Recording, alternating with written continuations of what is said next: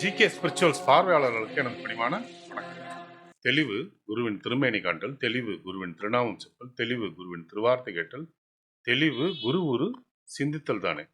சென்ற பகுதியில் ஒருத்தர் வீட்டு திண்ணையில உட்கார்ந்து பஞ்சாட்சர மந்திரம் சொல்லிட்டு இருந்தாரு. ஆனா சேஷாத்திரி சுவாமி அவர் முதுகுல அரைஞ்சு பஞ்சாட்சர மந்திரம் சொல்லாத நீ அப்படின்னு சொன்னாரு. அதாவது நமசிவாய மந்திரத்தை சொல்லாத அப்படின்னு சொன்னாரு. அது ஏன்னு சொல்லி முடிச்சிருந்தோம். சொல்லிட்டு இருந்தவர் பேர் சூனாம்பட்டு வெங்கடேச முதலியார். அவர் தான் மனசுக்குள்ளாரே நினைச்சுக்கிட்டு, அவர் வாயை முணுமுணுத்து சொல்லல, மனசுக்குள்ளார நினைச்சுக்கிட்டு ஜெபம் பண்ணிருந்தார் மனசுக்குள்ளாரியே. அந்த நேரம் வந்த சேஷாத்திரி சுவாமிகள் அவரு முதுகுல ஒரு அரைஞ்சாரு. அரைஞ்ச உடனே திரும்பி அவர் பார்த்தார். திரும்பி பார்த்த உடனே சுவாமிகள், நீ பஞ்சாட்சர மந்திரம் சொல்லாத, ராமநாம மந்திரத்தை சொல்லு அப்படின்ட்டு போயிட்டார். இது ரொம்ப சூட்சமமான ஒரு செய்தி. அவர் மனசுல நினைச்சிருந்தாரு. அவர் மனசுல நினைச்சதை இவர் எப்படி தெரிஞ்சுக்கிட்டாருன்றது அதுதான் அவருடைய சக்தியே இல்லையா? அது ஓகே. ஆனா நமசிவாய மந்திரம் சொல்லாத, நீ ராமநாம மந்திரம் சொல்லு அப்படின்னாரு. அதுதான் ஒருத்தருடைய கர்மாவை அறியறதுன்னு பேரு.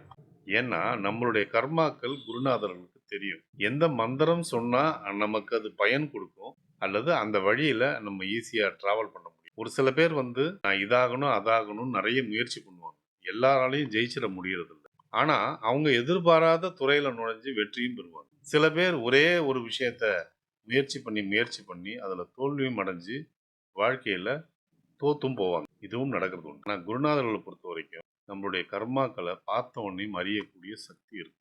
அதனால அவங்க வழிகாட்டும் போது அது சிறப்பா. அவர் போன ஜென்மத்துல ராம பக்தரா இருந்திருக்கணும். ராமநாம மந்திரத்தை அதிகமா சொல்லியிருக்கணும். அதற்கான பலன் இந்த பிறவியில அந்த மந்திரத்தை சொல்லும்போது எளிதில் கிடைச்சிடும். புதியதா ஒரு மந்திரத்தை ட்ரை பண்ணி சுத்தி வர்றதுக்கு உள்ளார வயசு போயிடக்கூடாது இல்லையா? அதனால அவங்க என்ன முயற்சியில போன பிறவியில நின்னாங்களோ அந்த மந்திரத்தை எடுத்து கொடுக்குற சக்தி வாய்ந்தவர்கள் தான் குருநாதர். அதனாலதான் அதை மனசுல வச்சுதான் பஞ்சாட்சர மந்திரத்தை நீ ஜபிக்காத, ராமநாம மந்திரத்தை சொல்லு அப்படின்ட்டு போனார். இது மாதிரி சில குழப்பமான விஷயங்கள் வாழ்வுல இருக்கும். திருமணம்னு எடுத்துக்கிட்டீங்கன்னா, வயசு மூப்பான ஒரு பொண்ணை ஒரு ஆண்மகன் திருமணம் செய்வானா, அல்லது அந்த ஆண்மகனோட குடும்பத்தார் ஒத்துப்பாங்களா? இந்த கேள்வி நெடுங்காலமா இருந்துட்டு வருது. இப்ப மட்டும் இல்ல, அது போன காலத்திலும் இருந்தது. அப்படி ஒரு சம்பவம் நடந்தது திருவண்ணாமலையில். அதுல சேஷாத்திரி சுவாமி குறுக்கிட்டார். ஒரு சமயம் சேலம் ஜில்லாவை சேர்ந்த ஜட்ஜி எஸ் சுந்தரம் ஐயர், அவரோட பொண்ணு செல்லம்மாளுக்கு மாப்பிள்ளை பார்த்துட்டு இருந்தார். அது சம்பந்தமா அவருக்கு ஒருத்தருடைய மகனுக்கு கொடுக்கணும்னு ஆசை. அவர் யாருன்னா மிட்டாதார் சீதாராமாய்.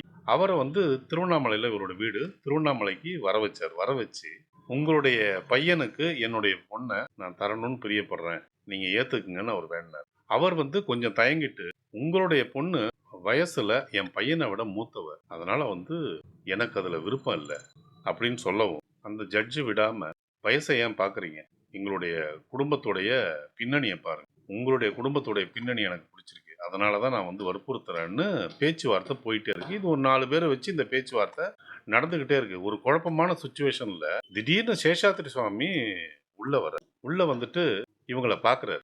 வேகமா தன்னுடைய பதில சொன்னார். அது என்ன முடிவு, அதை நம்ம அடுத்த பகுதியில பார்ப்போம். ஓம் சத்குரு ஸ்ரீ சேஷாத்திரி சுவாமிகள் திருவடிக்கு.